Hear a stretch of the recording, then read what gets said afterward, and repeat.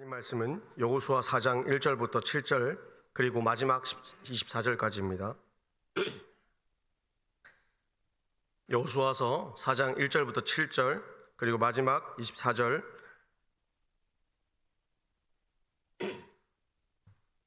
하나님의 말씀 읽어 봉독해 올려드리겠습니다.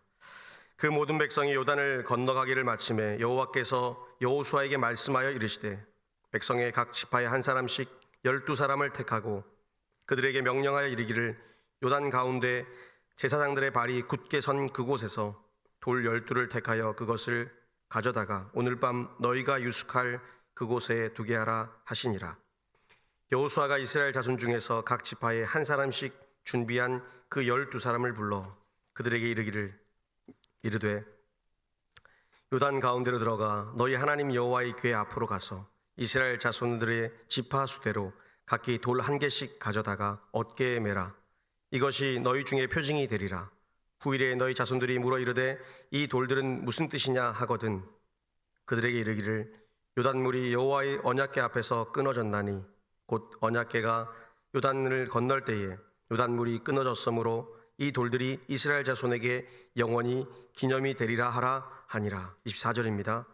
이는 땅의 모든 백성에게 여호와의 손이 강하신 것을 알게 하며 너희가 너희 하나님 여호와를 항상 경외하게 하려 하심이라 하라. 아멘. 신앙의 기념비를 세우자는 제목으로 하나님 말씀을 선포하겠습니다. 사람은 죽으면 이름을 남기고 호랑이는 죽으면 가죽을 남긴다. 너무나 유명한 말이고 좋은 사자성어 있습니다. 우리 인간이 살아가면서 가장 중요한 게 뭐냐? 우리 인생을 남길 수 있는 것, 내 인생이 어떻게 살았다는 것을 기억할 수 있는 명예입니다. 명예는 참 소중한 거죠. 아름다운 것입니다. 신앙인들에게도 명예가 있습니다. 우리도 명예를 가져야 됩니다. 세상에서는 부와 지위와 그런 명성이 그 사람의 명예를 가져다 주지만 우리에게 명예는 신앙의 열매인 줄 믿습니다. 우리 신앙의 열매가 무엇이냐? 우리가 예수를 믿고 나서 그 십자가의 능력이 내 삶에서 마음껏 일어나는 것, 그것을 체험하는 것. 그래서 그것이 내 안에 열매가 되어서 다른 누군가를 살려내고 다른 이웃을 살려내는, 오늘 장로님 기도처럼 내가 내 죄를 알게 되어서 예수 그리스도가 만나서 예수가 내 뼛속까지 깊이 새겨져서 그것이 드러나는 삶, 바로 그것이 우리 인생의 유일한 기념비고 명예인 줄 믿습니다. 오늘 우리의 삶을 돌아보면 우리가 교회를 짓는 것 참 중요합니다. 건축하는 것, 이것도 참 중요한 것 같아요. 근데 이것을 뛰어넘는 더 엄청난 것은 뭐냐? 우리의 삶의 날마다 이 아름다운 교회가 살아 숨쉬고 예수님이 주시는 그 평강이 나를 통해서 가정과 직장에서 흘러 넘쳐가는 것입니다.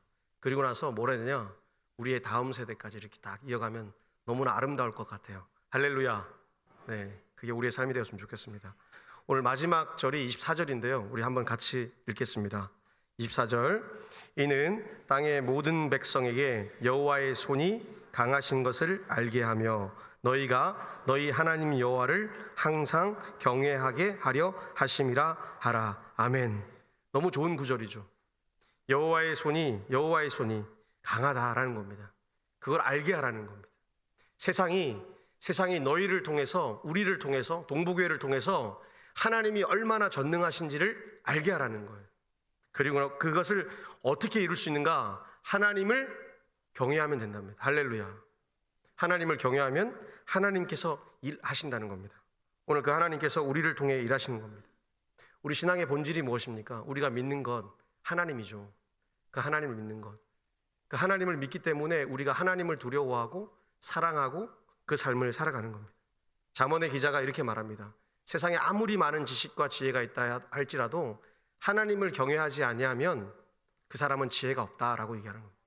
반대로 세상에 막 무능해 보이고 무기력해 보이는 인생이지만 하나님을 경외하면 그 사람은 지혜가 있다라고 잠언 기자가 말합니다. 왜냐? 지혜와 지식의 보물이신 예수 그리스도에 담긴 그 보배를 우리에게 거저 주시기 때문입니다. 오늘 우리 인생에 신앙의 기념비를 세우십시오. 내 인생의 신앙의 기념비, 신앙의 열매를 세워가야 내 인생에 귀한 탑을 세울 수 있습니다. 세상은 공든 탑을 세웁니다. 인생의 공로로 삶을 태우는 거예요. 그러나 우리는 인생의 기념비를 통해서 하나님 안에서 열매를 맺어가는 아름다운 영혼의 금자탑을 세우시기를 축복합니다. 그럼 어떻게 되냐? 먼저 나의 신앙 유산을 공유해야 합니다. 오늘 6절인데요. 6절을 같이 읽겠습니다. 이것이 너희 중에 표징이 되리라. 후일에 너희 자손들이 물어 이르되 이 돌들은 무슨 뜻이냐 하거든. 아멘. 오늘 6절에 보니까요, 이런 말이 나옵니다. 표징이란 말이 나옵니다. 이게 무슨 표징이냐? 어떤 것을 기념하기 위한 표적 같은 건데요. 오늘 이스라엘 백성들이 요단강을 건너기 전부터 다시 건넌 후에 두 번에 걸쳐서 하나님의 기적을 준비하고 있습니다. 우리 인생을 살아가면서 하나님의 기적과 은혜를 미리 준비를 해야 되는 거예요. 근데 우리는 살아가면서 뭐 하죠? 결과에 집착합니다. 결과를 주셔야지만이 응답하는 거예요. 근데 하나님은 그걸 원하는 게 아니라 결과가 오기 전에 미리 감사해서 응답하라는 겁니다. 이게 아주 중요한 포인트입니다. 그러니까 요단강물이 갈라지기 전에 먼저 뭐 했습니까? 하나님이 이 일을 하실 거니까 내가 먼저 감사합니다 라고 하는 겁니다. 당시에 이 유대 지방에는, 이 가나안 땅에는 헤르몬산이라고 아주 높은 산이 있습니다. 북방에. 지금의 골란 고원인데요. 전쟁을 한참 하면 그 위치를 장악하는 이유는 높은 고지대에서 주변을 장악할 수가 있습니다. 그러니까 아주 중요한 지역이죠. 거기서 만년설이 있는데 물이 흘러내리기 시작해요.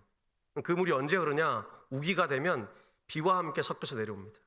말라있던 이 강이 어떻게 되냐면 갑자기 물이 왕창 내려오는 거예요. 그러니까 한꺼번에 뭐가 되죠?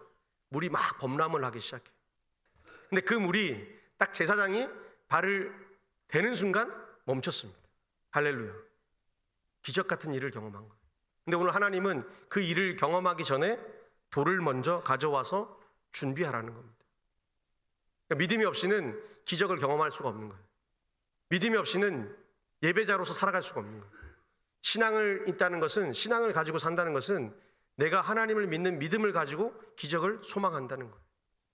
우리 동부교회가 그런 성도들로 넘치길 축복합니다. 그래서 내가 드린 삶 속에서 하나님께 주실 은혜를 미리 생각하는 거예요. 그래서 나의 신앙이 날마다 넘치고 기쁜 거예요. 지금의 나의 기준을 보지 않는 거예요. 나의 기준. 나를 보면 아무 의미가 없잖아요. 그렇죠? 소망이 없잖아요. 여러분 한번 옆 사람 한번 봅시다. 소망이 있습니까? 네. 소망이 있으세요? 감사합니다. 소망이 나를 두면 내 감정과 내 나이와 나의 늙어감과 젊어감과 이런 여러 가지 세상적인 기준 속에서 달라져 버려요. 근데 하나님께 소망을 두잖아요. 우리 하나님 아버지께 소망을 두면 하나님은 꿈을 꾸시고 준비하시고 과정 속에서 열매를 맺게 하신다는 거예요. 우리의 믿음이 그렇게 성장해 가야 된다는 거예요. 오늘 근데 하나님은 왜 기념하라고 하셨냐? 홍해의 출애굽 1세대가 홍해를 건너왔습니다. 홍해를 건너는 것과 요단강을 건너는 것은 똑같은 행동이에요. 둘 다 세례를 받는 겁니다. 근데 중요한 건 홍해를 건너왔는 다음 땅이 어디냐? 딱 보니까 시나이 반도 끝자락인 거예요. 거기는 누구의 땅이냐? 이집트 제국의 땅입니다. 애굽, 강대한 이집트. 하나님이 한번 경고했지만 다시 일어날 그 큰 나라가 차지하는 변방 지역이에요. 변방이니까 국경에 군대가 있을 거죠. 한 번은 당했지만 두 번째는 나가서 빼앗을 수 있습니다. 하나님은 그거 아셨죠. 그래서 거기는 기념비를 세우지 말라고 하신 거예요. 그런데 우리 인간이 참 망각의 동물 아닙니까? 세워놓지 않으면 언제요? 까먹습니다. 아니나 다를까 한 15일 지나서 잘 걸어오다가 시나이 반도의 마라라는 지역 와서 까먹었어요. 하나님이 우리를 사랑해 주셨던 것, 기적을 베푸셨던 것, 홍해를 가르신 일 다 까먹고 배고파요.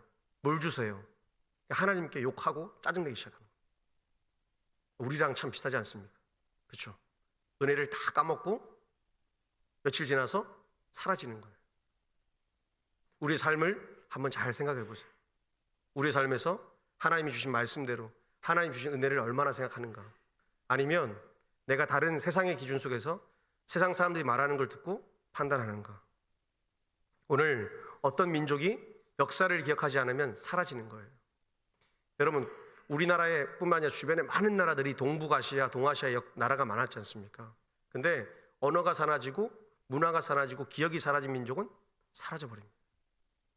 근데 참 재밌는 것은 언어가 있고 문화가 있고 기억이 있는 민족은 그 나라가 없어져도 다시 세워질 수가 있다는 거예요.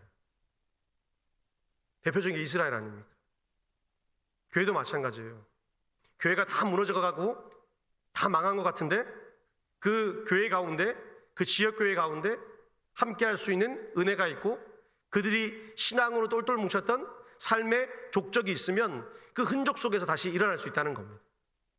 이게 기념이라는 거예요. 다른 말로 기억하는 거예요.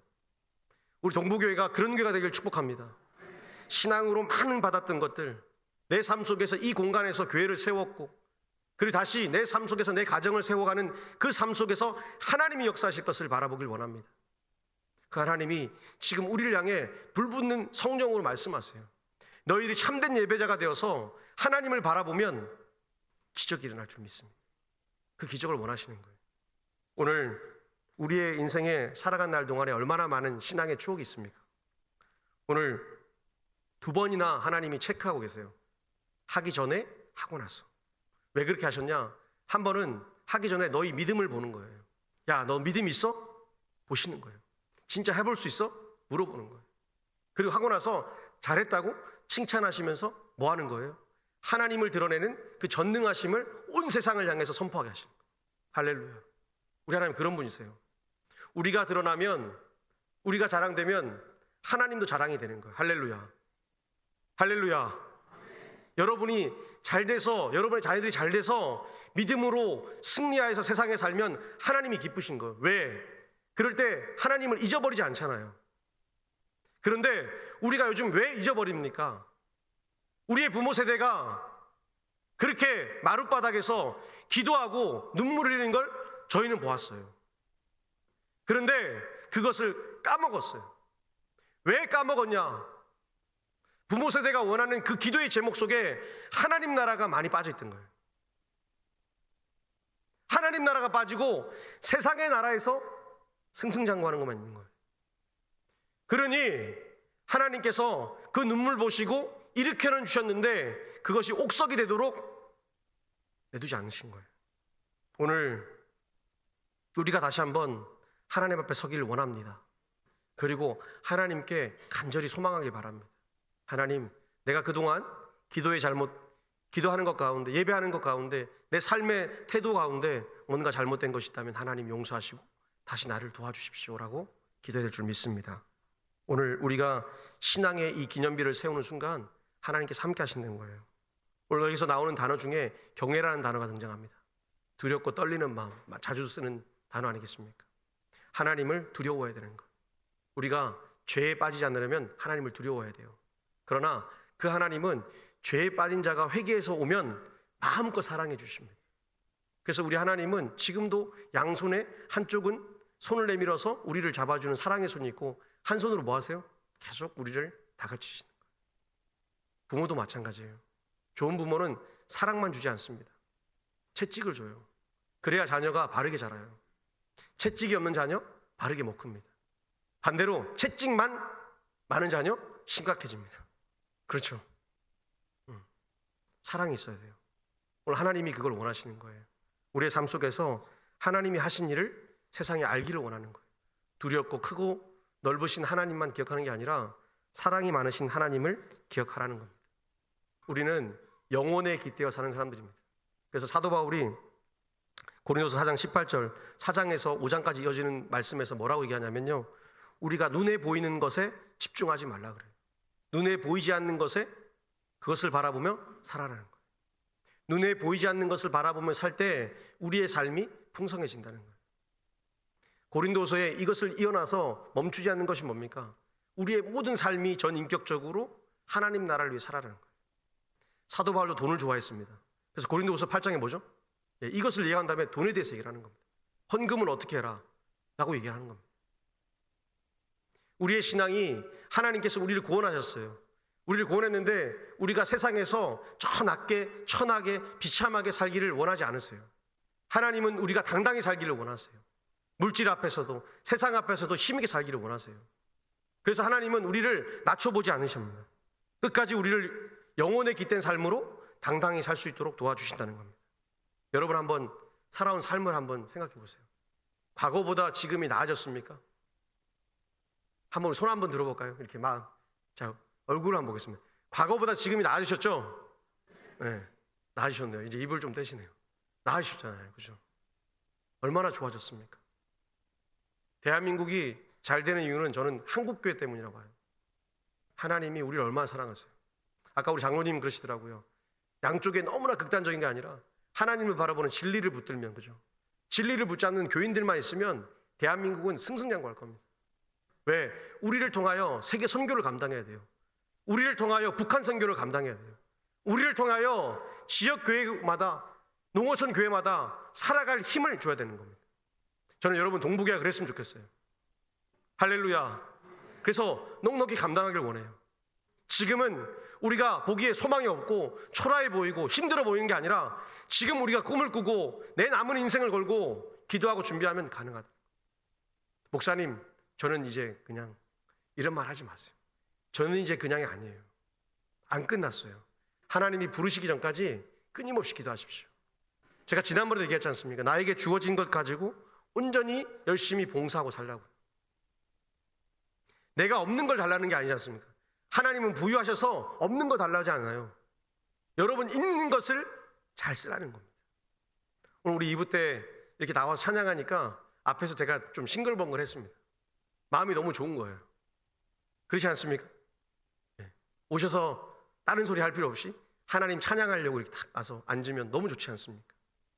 예배할 때 찬양으로 마음을 여는 것, 우리 교회의 신앙의 유산이 되는 거예요. 우리 동부교회는 수많은 신앙의 유산이 있습니다. 어제 우리 장로님들이 오셔가지고 청소를 같이 해주시는 거예요, 권사님하고.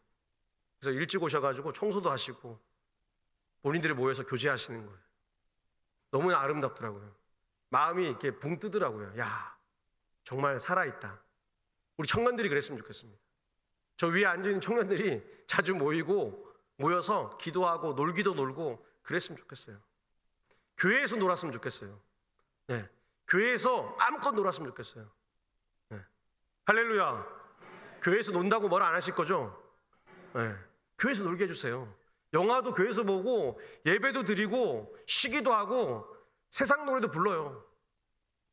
왜 안 됩니까? 부르면 되죠. 교회에서 놀라니까요.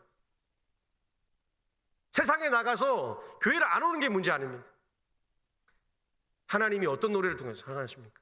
하나님이 찬양받으시기에 세상의 모든 것이 누구의 노래입니까? 하나님 노래인 거예요. 그렇죠? 잘 모르세요? 가시나무새라는 노래가 있습니다. 내 속에 내가 너무도 많아서 당신의 둘 곳 없는 이 찬양 있지 않습니까? 찬양. 왜 찬양이냐고요? 그 노래를 지은 분이 예수를 믿어요. 거기에 당신이 예수님이세요. 내 속에 뭐가 많다고요? 가시가 많아요. 지금 여러분 속에 가시가 얼마나 많은지 모릅니다. 가시가 많으면 천국 갈 수 있습니까? 가시 들고 예수님하고 안을 수 있습니까? 안을 수 없어요. 오늘 우리의 신앙 유산을 많이 만드시길 축복합니다. 우리 인생의 추억을 많이 만드시라는 거예요. 특별히 교회에서. 그러면 하나님이 그 가운데 우리의 좋은 문화, 우리 동북의 좋은 문화, 모여서 기도하고 예배하고 소통하고 하는 그런 아름다운 문화들이 우리를 살려낼 줄 믿습니다. 그러면 어디로 나가야 되냐? 우리가 매일 하는 거, 말씀에 순종하는 거예요. 오늘 7절인데 7절을 한번 같이 읽겠습니다. 7절입니다. 그들에게 이르기를 요단물이 여호와의 언약궤 앞에 끊어졌나니 곧 언약궤가 요단을 건널 때에 요단물이 끊어졌으므로 이 돌들이 이스라엘 자손에게 영원히 기념이 되리라 하라 하니라. 아멘. 오늘 7절에 보니까 그 물이 끊어졌습니다. 신기한 것은 제사장이 언약궤를 메고 들어갈 때 끊어진 거예요. 아까 얘기했듯이 방금 전에 요단물이 탁 내려오는 깊이가 얼마냐면요, 3m 정도예요. 3m. 그러니까 제 키에 상상을 하시면 됩니다. 좀 이렇게 조금 크다는 거죠. 이렇게 물이 넘쳐 오르는 거예요. 근데 이 물이 그냥 오는 게 아니고요, 마른 땅에 갑자기 파도처럼 확 내려오는 거예요. 그러니까 2700m가 넘는 고지대에서 마이너스 200m 되니까 한 3000m 차이가 나겠죠. 거기서 순식간에 내려오는 이 물이 내려오는 거예요. 그러니까 얼마나 무섭겠습니까? 여러분 지금 감이 안 오시는데 제가 한번 소방호수로 물을 한번 쫙 뿌리면 어떡하겠어요? 도망가시겠죠? 쳐다보고 계신다고요? 도망가시죠. 근데 이게 소방호수가 더 큰 물을 3m 통로되는 큰 물을 너비는 15m 되는 물이 막 내려오는 거예요. 그 물이 내려왔는데 자기가 이제 요단강을 건너라 라는 말씀을 대고 건너는 거예요. 이게 믿음인 거예요. 그러니 요단물이 멈췄습니다. 딱 멈춘 거예요. 여러분, 우리 어릴 때 홍해를 선생님들이 했습니다. 홍해에 물이 모세가 지팡이를 탁 내리치고 갈라진다 하니까 딱 섰대요. 근데 학자들이 연구를 해보고 많이 압도하는 건 뭐냐? 물이 아마도 하나님 말씀하실 때 홍해 근처에 있는 해저 밑으로 가지 않았냐 봐요. 해저 밑으로. 그러니까 우리 지구상에 해저 밑에는 물이 소용돌이치면서 공급하는 통로가 있거든요. 큰 통로가 있답니다. 그러니까 그 순식간에 그것이 일하지 않았냐라고 얘기하는 분들이 많아요. 근데 저는 벽이 되었다고 믿습니다. 할렐루야. 왜 안 믿으시나요? 저는 벽으로 믿고 싶어요. 그리고 모르잖아요, 어떻게 된지. 갈라진 건 맞는 사실인데 어떻게 된지 몰라요. 그런데 벽이 된 걸 바라보면서 어떡할까요?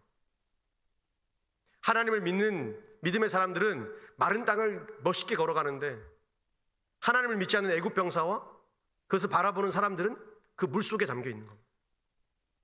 제가 지난번에 요단 강물이 뭐라 그랬죠?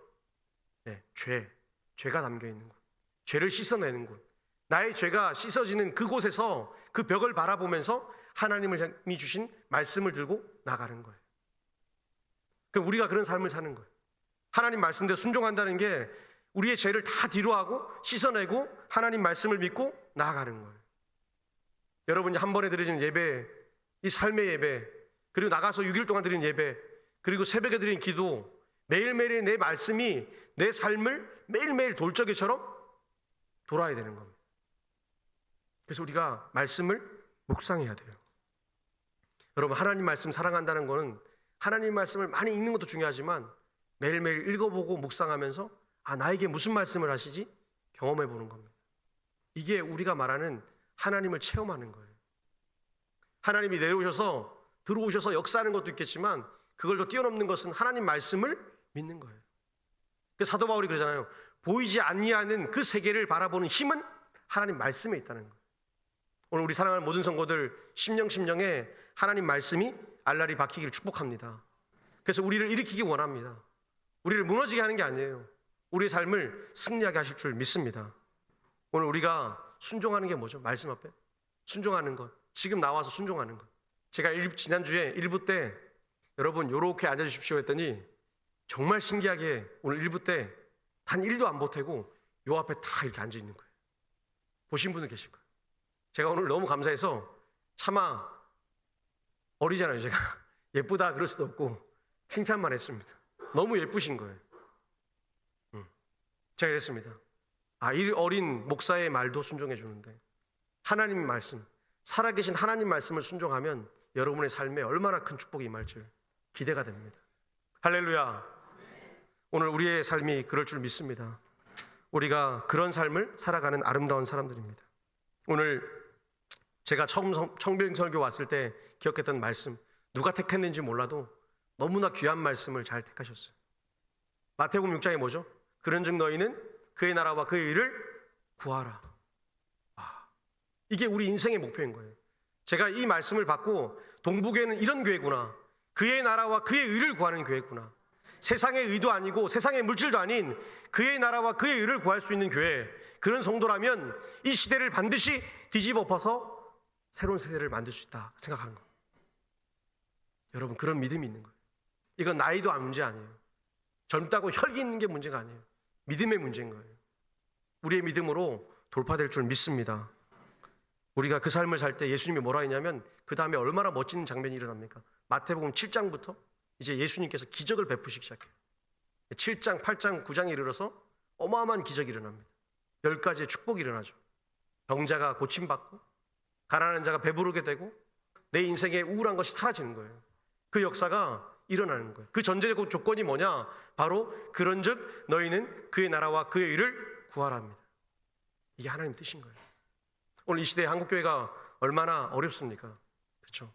주변을 돌아보아도 참 어렵습니다. 그런데 하나님께서 우리 동북교회만큼은 지켜주실 줄 믿습니다. 제가 왜 그런 확신을 가졌냐면 이분들이 목사를 청빙하는데 선택한 본문이 누구에게 들었는지 몰라도 아주 잘 택했다. 그렇죠? 성경 전체를 강통하는 신약 성경의 핵심 포인트가 마태복음 6장이거든요. 오늘 우리는 그런 삶을 살기를 축복합니다. 그래서 그 말씀을 택하신 거죠? 대답을 왜 안 하세요? 그러신 거죠? 네, 잘하셨습니다. 하나님이 우리를 그런 삶을 살게 하실 줄 믿습니다. 오늘 한 분의 얘기를 좀 나누려고 해요. 폴 트림 목사님이 쓴 경외라는 책이 있습니다. 경외가 무엇입니까? 라고 책에 쓰냐면 뒤틀려 있는 우리의 인생길을 바로잡아준다는 뜻입니다. 참 재밌게 해석했죠. 우리는 하나님을 두려워하고 경외하는 이 마음, 좋아하고 이 마음인데 그게 아니고 하나님을 경외한다는 그 마음은 뒤틀려 버린 우리의 인생길을 바로잡아준다는 거예요. 여기에 한 청년을 소개해요. 한 청년이 원래 신앙이 있다가 신앙을 떠났습니다.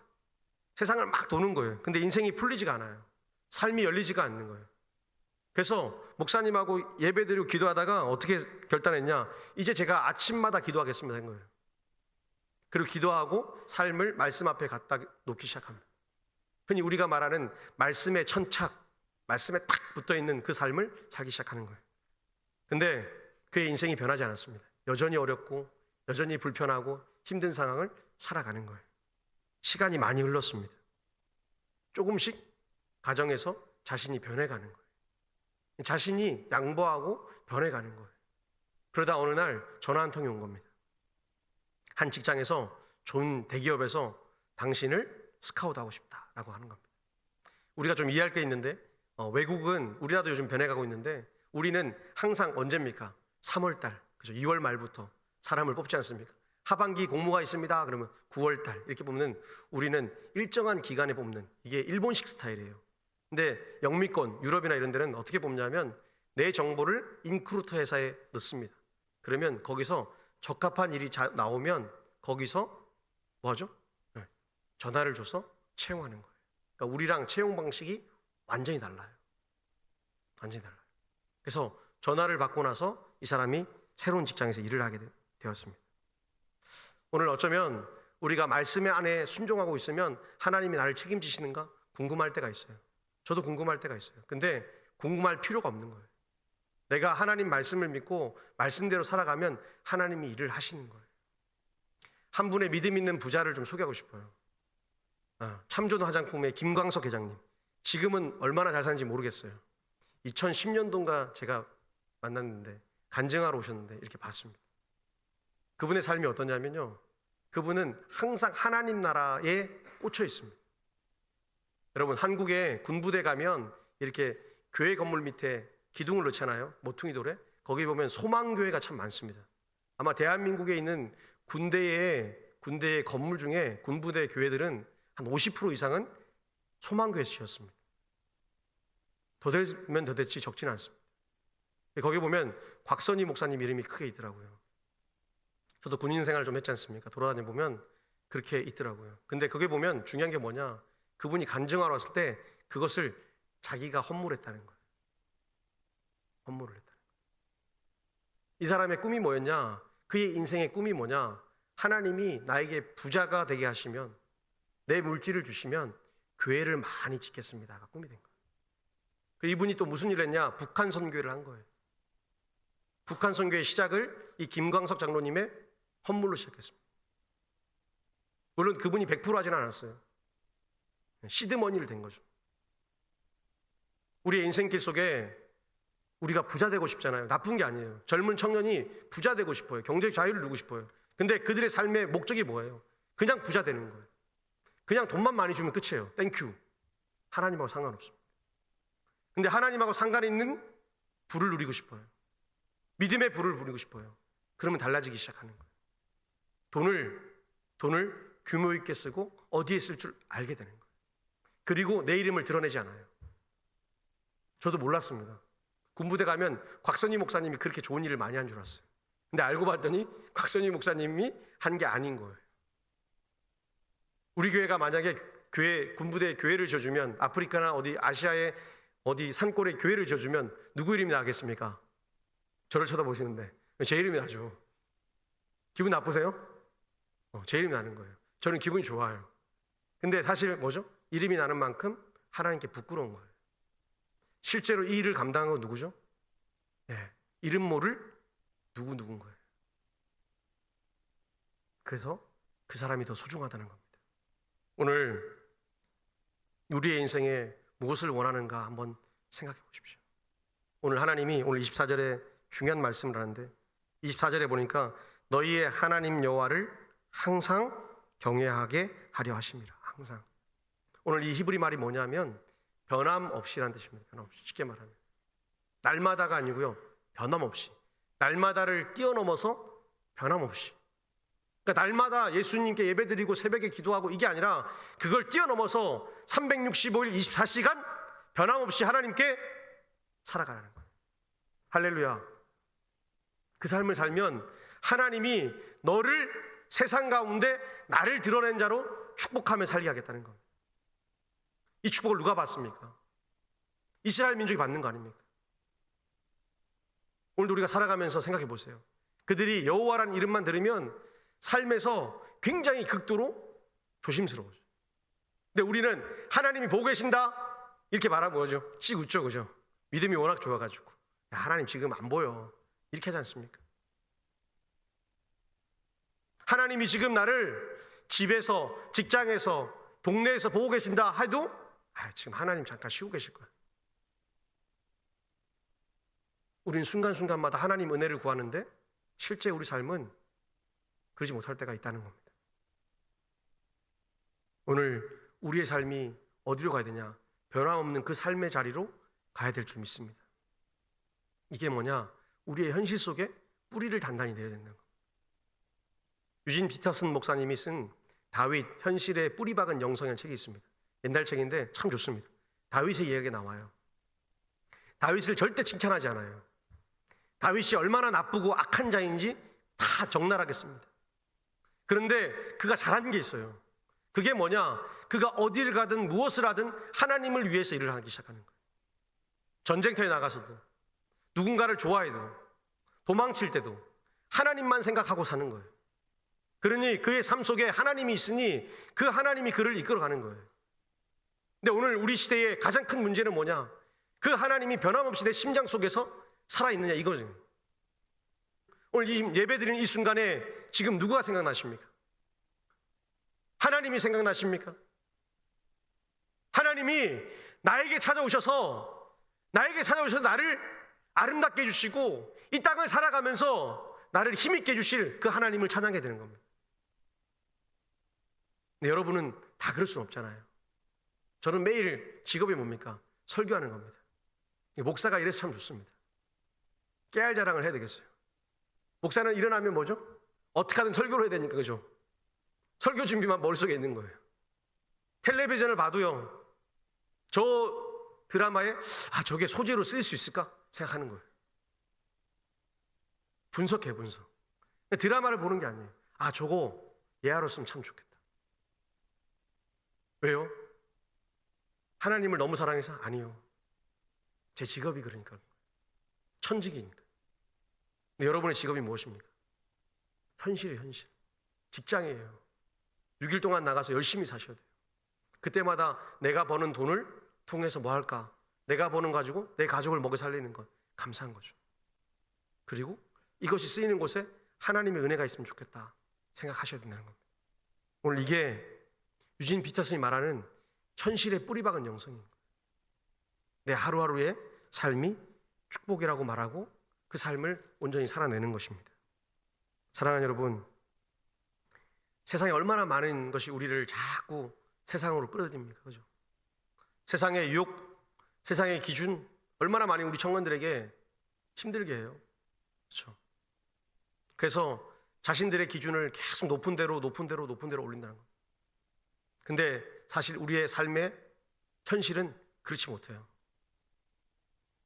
유명한 한 사람이 얘기를 한 말이 있는데요, 참 맞는 말 같습니다. 뭐냐면요, 인생의 태도가 인생의 고도를 결정한다. 인생의 태도가 인생의 고도를 결정한대요. 우리 인생의 태도, 에티튜드, 그죠? A로 시작하잖아요. 에티튜드. 인생의 고도, 엘티튜드. 그 높은 데까지 올라가려면 우리 인생의 태도가 하나님 앞에서 하나님만을 경외하는 삶을 살아야 된다는 거예요. 그러면 내가 낮고 비천한 삶을 살고 있는데 그 하나님이 나를 붙잡아서 가장 높은 데로 올려주신다는 거예요. 우리가 높은 데 마음을 두지 않고 낮은 데 마음을 두고 겸손하게 살고 있으니 하나님이 가장 높은 데 올려주신다는 거예요. 할렐루야. 다윗이 그랬다는 거예요. 다윗은 한 번도 왕이 되려고 한 적이 없습니다. 그런데 삶으로 계속해서 하나님이 이끌어 가시는 거예요. 우리 동부교회 많은 성도들이 그랬으면 좋겠어요. 다윗처럼 나는 그런 사람이 아닌데, 겸손하게 살았는데 그 태도 때문에, 그 겸손하고 그 믿음 때문에 하나님이 높은 데 올리셔서 자랑할 것이 많은 인생으로 살기를 축복합니다. 바로 이게 우리의 신앙의 기념비예요. 여러분, 꿈을 꾸십시오. 그리고 하나님 앞에 겸손히 경외하십시오. 그러면 하나님이 우리를 통해 이 비천하고 이 무능하고 무지한 우리를 통해서 어마어마한 일을 하실 수 있다는 겁니다. 오늘 그 하나님이 꿈을 꾸시고 일합니다. 우리가 사랑하는 예수님, 가장 비천한 십자가에 달리셔서 손가락질하고 돌팔매질 당하고 마지막에 끝내 로마 병정이 와서 확인한답시고 창으로 막 찌르신 예수님, 피까지는 좋았는데 물까지 다 빼는, 수분이 빠지는 비참한 죽음, 그리고 3일 동안 매달리신 그 삶, 매달린 삶 아닙니까? 그래서 3일 마지막 날에 던져진 동굴 속에서 부활하신 예수님, 그 예수님이 왜 그렇게 하셨냐? 우리가 너무 귀하다는 겁니다. 여러분의 삶을 결단코 낮은 데서 천한 인생으로 살지 마십시오. 세상이 바라보는 천함입니다.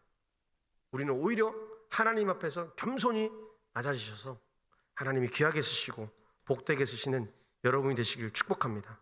오늘 이 시간에 같이 한번 기도했으면 좋겠습니다. 하나님, 오늘 말씀처럼 신앙의 기념비를 우리 가정에 세우겠습니다. 하나님, 신앙의 기념비를 우리 삶에 세우겠습니다. 그리고 지금 나는 얼마 남지 않았으면 더 기도하십시오. 후손들을 위해 열심히 기도하십시오. 예수 그리스도를 믿고 구원받은 백성이 얼마나 하나님 앞에서 잘되고 잘되는지를 도와주십시오.